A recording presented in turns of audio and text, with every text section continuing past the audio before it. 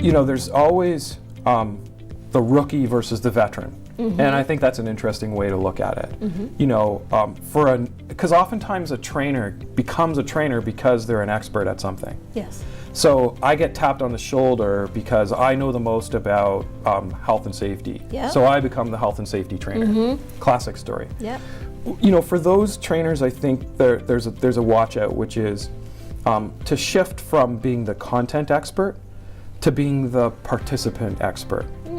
So it's back to those ideas again. How do I know my audience? What's relevant to them?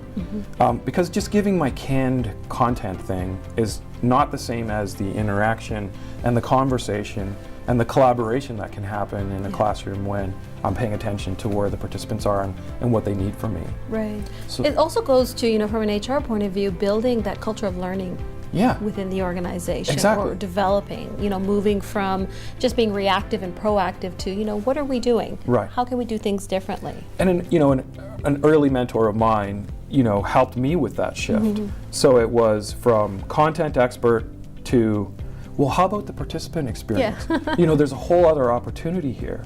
So with flight hours, you gain confidence, you get to know the content really well, and you know the programs really well. And then you start to shift into another dimension, which is that participant experience. For veterans, I think it's about staying fresh. I've been at this for 15 years, and I meet people who do really cool stuff in a room, and I watch them. I go, "Wow, that was amazing! Look what she did!" Right. And so it's being exposed to new ideas, constantly challenging yourself. Yes. That could be new programs or new content or maybe new techniques. One thing that's really inspired me over the past few years is storytelling. I'm the engineer, right? Part of me is that engineering guy. So the facts are really important, and that was my default. Like I'd always go back to the facts, right? Make the logical argument. Right. But storytelling has emerged for me as a new part of my toolkit. And stories we know from science engage people in a whole other way.